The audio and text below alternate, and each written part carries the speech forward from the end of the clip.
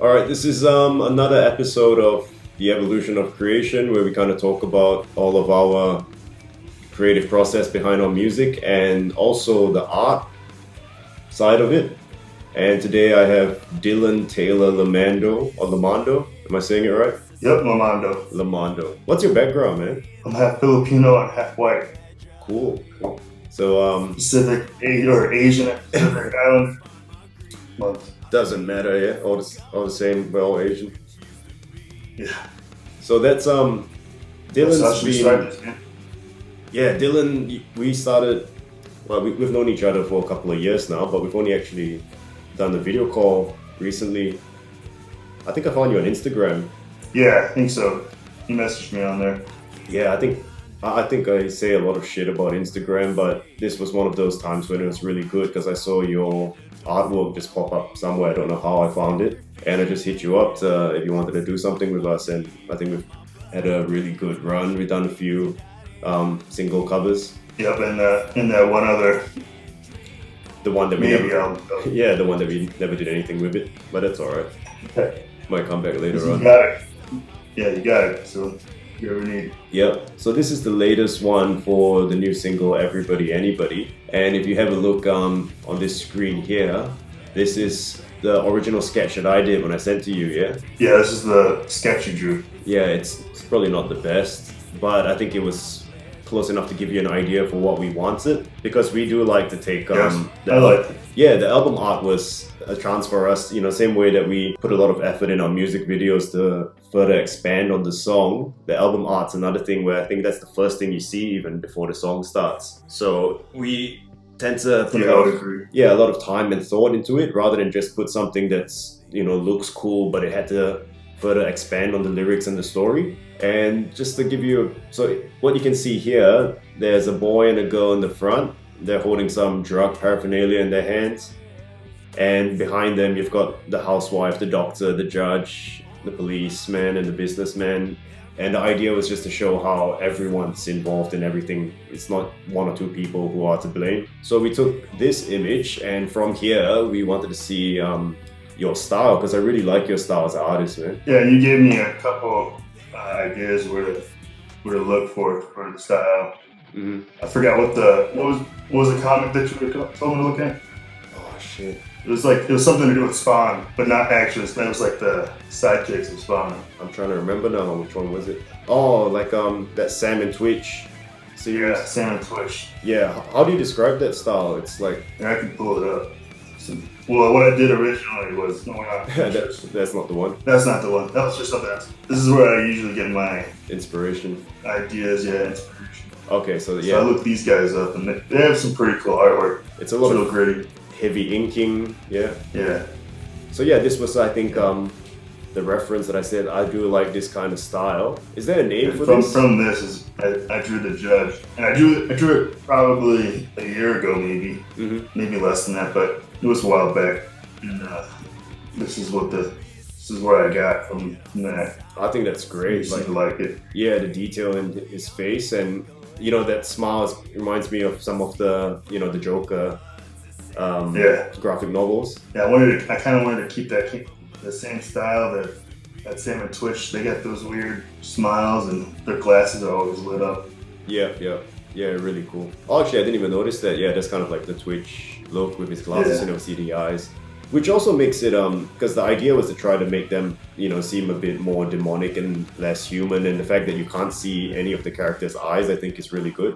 Yeah, that gives them a soul. You don't want them to have a soul, man. Yeah, nice. I actually remember another Go ahead. thing that we tried to use as inspiration was, where am I? There we go. Another thing we used as inspiration was the Batman Child of Dreams graphic novel. I might have missed this because I don't think I looked this up. Okay, well that's kind of what some of your drawings reminded me of as well. Who's this? This is Greg Apollo. Yep.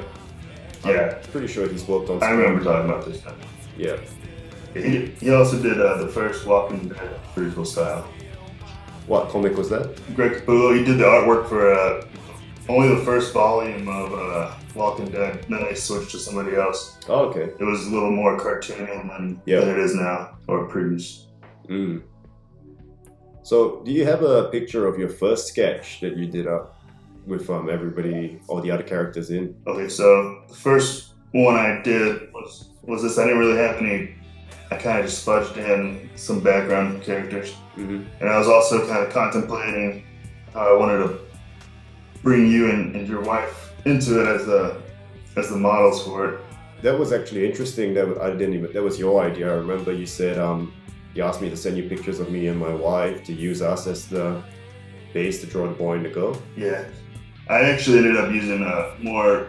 I think it was a video you had on Instagram. You were playing guitar. It was just a good angle for it. And your wife has a lot of cool pictures on Instagram to look for. So yeah, that was in fact I see the original one where it was just me and her facing forward like I did in the sketch, but you came up with the idea to put us side on, and I think we get a better view of what we're holding. Yeah, it more focuses on drugs, I feel.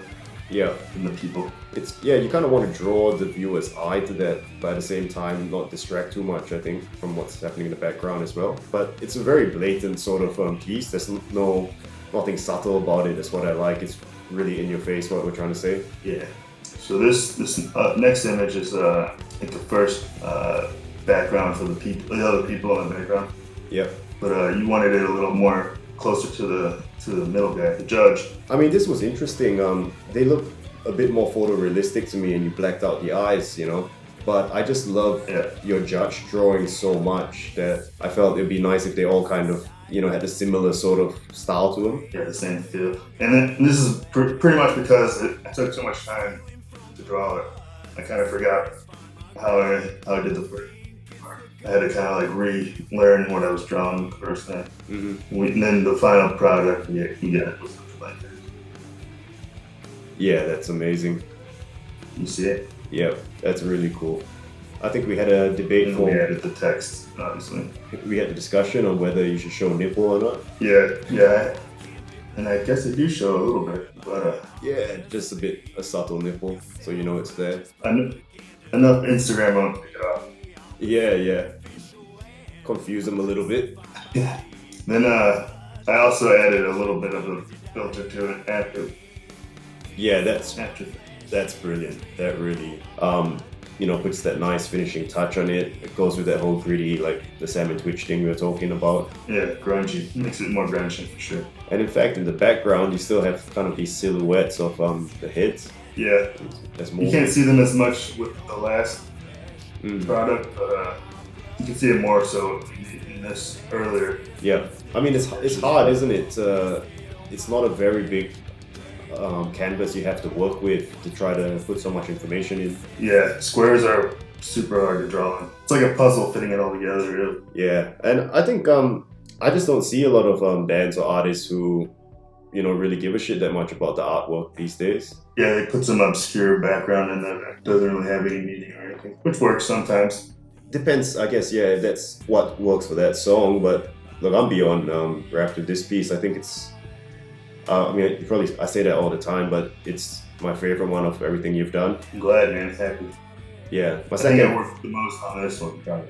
And I don't know why we didn't start doing video calls earlier on, because once we did that call, it made the process so much easier. Yeah.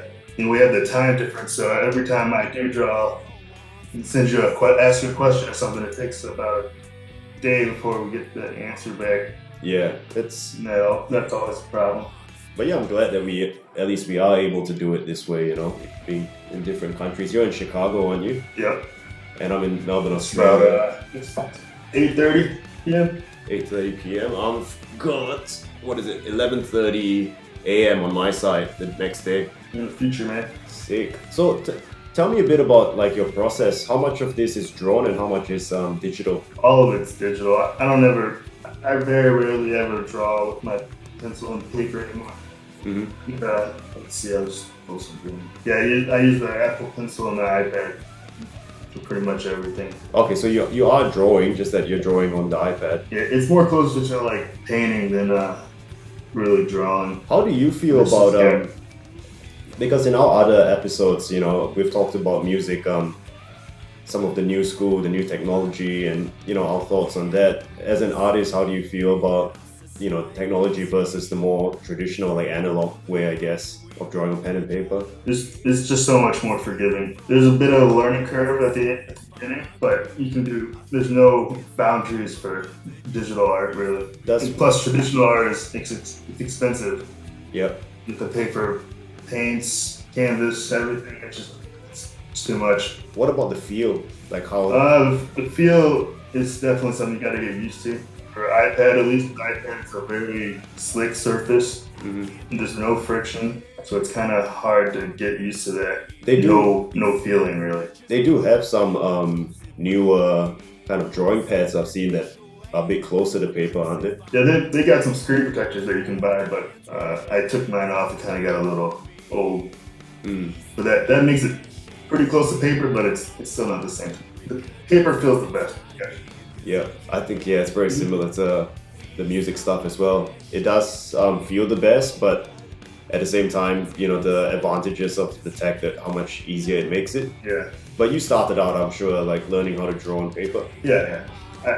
I was traditional in the beginning. I got an iPad maybe 5 years ago, and that's when I started. That's when I switched over to digital. I wasn't as focused either. So makes it a bit easier, and you can do more things, and you find yourself drawing more. It's easier to share too. Yep. Well, look, I think I can draw anywhere with this. Anything that makes you draw more, or like for music play more, that's a positive. But what do you think about younger kids who are getting into art and probably just jump straight to the iPad and don't really have that experience and learning with drawing on paper? I think you should start off with traditional first, just so you can kind of know the basics. So you know what you're doing. You still do all the same things digitally that you would do traditionally. So you kind of have to know the pieces that make up art. Once you know that, it doesn't really matter what the medium is, you can go in and do it. Because you said something about digital is a lot more forgiving as compared to using paper, but I think there's something valuable that you learn from the fact that it's not forgiving. You also lose out those happy mistakes that come from traditional art that you can't get rid of. You just gotta work it into your work. That's interesting. I'll hit undo a billion times, and then I'll start the whole picture. Yeah, and that's a whole bunch of time wasted. So you kind of forced to commit to some of your mistakes and try to rectify them with traditional. Yeah, it's real hard to commit to mistakes on digital. Oh, that's interesting. So you can undo it.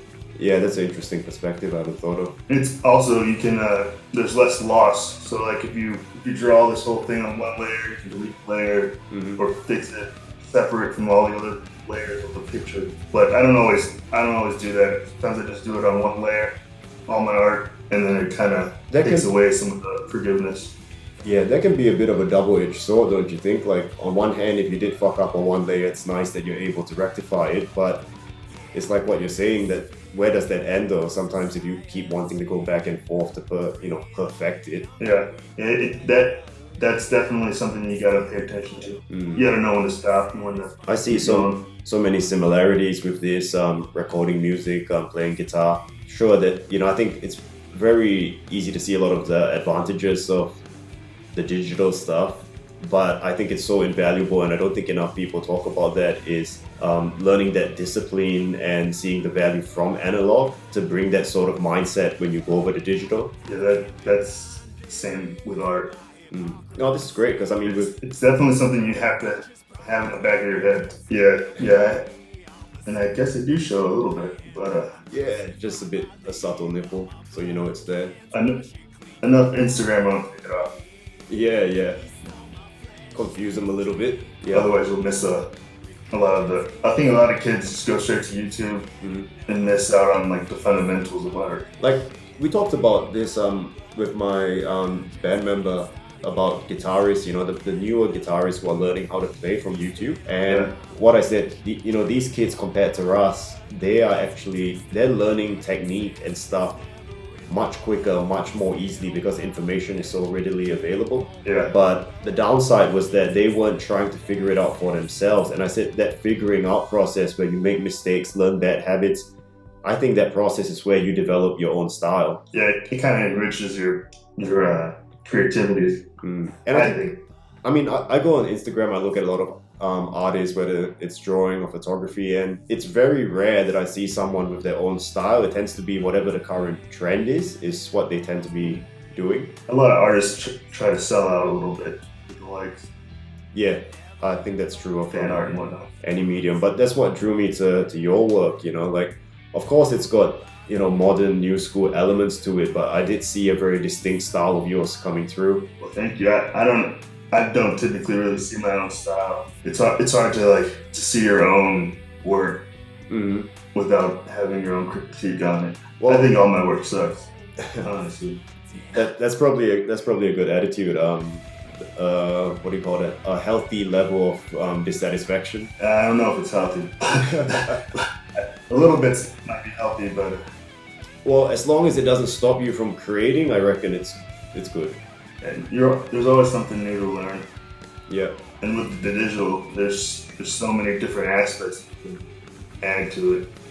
3D stuff or animation is pretty sick, but it's a lot of work. I've been like, obviously when I was a kid. How old are you? Are we about the same age? I'm 30. Okay, I'm 35, going 36, so about the same. I used to love, you know, these Saturday morning cartoons. Yeah. You know, like the X-Men series, the more obscure stuff like Biker Mice from Mars, and oh yeah, I used to have those toys. yeah, and even Disney was doing that series. I don't know if you remember it, called Gargoyles. Oh yeah. Yeah, and the art was really cool. They were really well produced programs, and you know, more recently, I guess, you know, Toy Story probably started it with this digital animation, and almost everything is using that nowadays, you know, and then you go into the realm of, you know, CG and live action films. But yeah, I recently watched a bit of these old like Ninja Turtle cartoons again, and I loved how it looked. Yeah, if you watch it on HD TV. Yeah. Have you ever seen the movie We're Back? Where it's about some dinosaurs that come to present time. Maybe sounds familiar. John Goodman, I think, is the voice.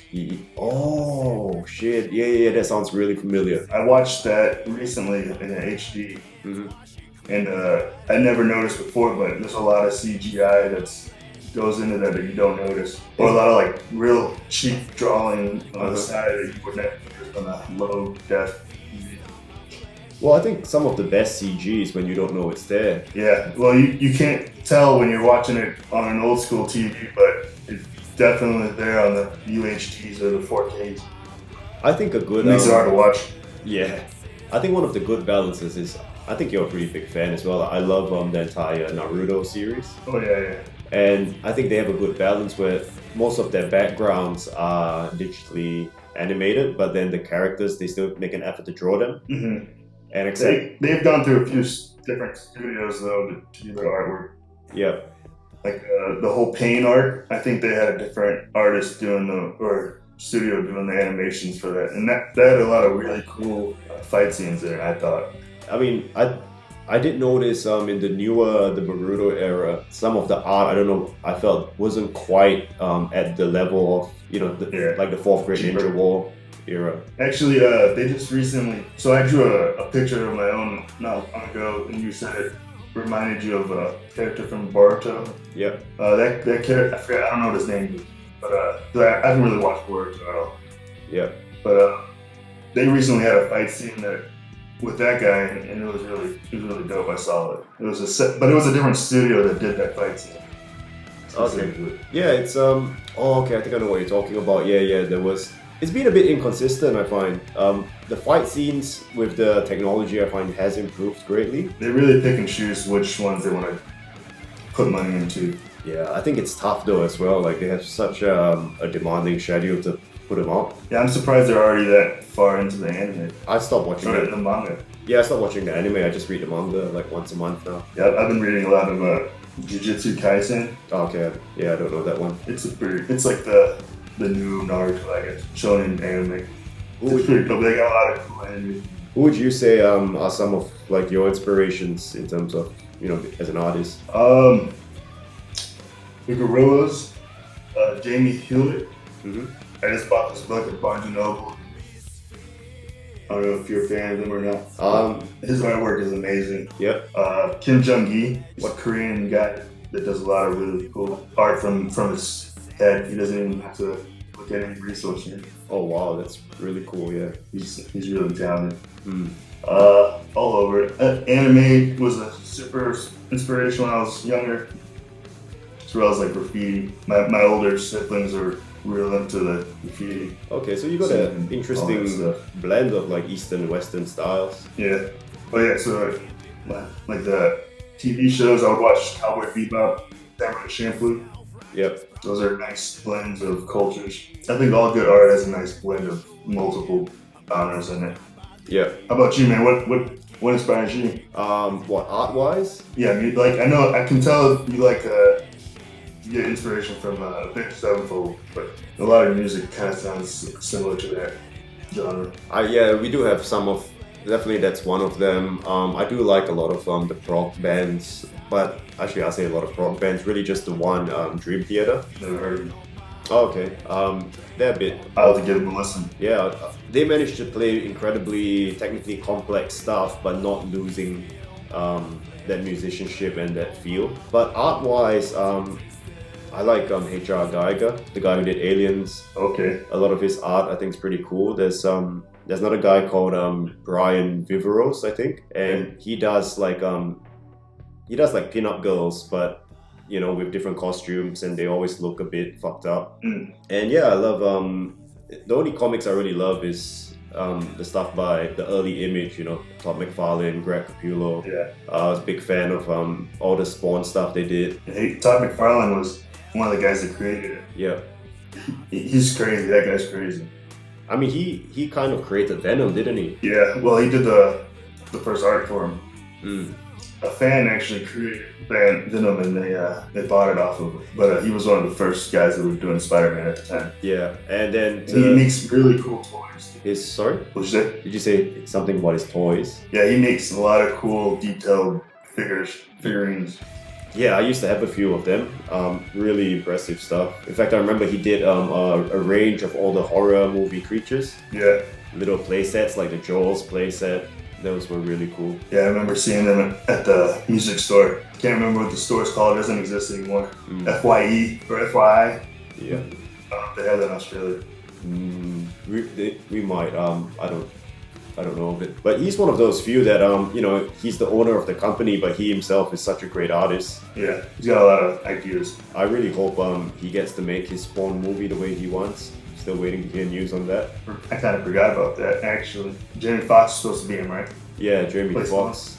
Jeremy Renner is meant to be Sam, I think, on Twitch. Yeah, that'll be cool. And it's supposed to be like all real effects, not like computer generated ones. He said like it's not a superhero movie, it's more of a straight up like a horror thriller kind of thing. Yeah, that'll be really cool if it comes out. I mean, it should. There's so much content right now. They're just pouring it out. Yeah, I hope it does. Like, I've been waiting for that for years, so it'll be really good if he gets the chance to do it. And I don't see why he wouldn't get the chance. You know, so many other crappy stories have gotten made. Yeah, there's been plenty of them. Yeah. I still remember the old Spawn movie. I honestly like that. I don't know why it caught so much hate. It wasn't the right time, I don't think, for that type of movie. I know Todd wasn't happy that the studio kind of fucked with his vision a lot. But yeah, if you know, watching it now, it wasn't that bad. I think it wasn't fair how much they kind of cracked on it over. Fair enough, the CG, they shouldn't have done that. I don't think Todd ever wanted to do that. That was a studio decision. Yeah, the movie industry was a little different back then. Yeah, you know, that's right. They had way more control. All right, well, I'm gonna end this episode because we can probably just talk about Todd McFarlane for another hour. Yeah. All right, but yeah. Thanks for doing this. I'll put all your Instagram and stuff links in the description, guys. If Sweet, man. Thanks for inviting me. Yeah, if anybody needs any sort of artwork done, or you just want to check out some really cool artwork, I'll put the links in the description. Go check out Dillon on Instagram. I appreciate that, man. Thank you. All right. Thanks, brother. Speak to you soon. All right, dude. Take it easy. Bye.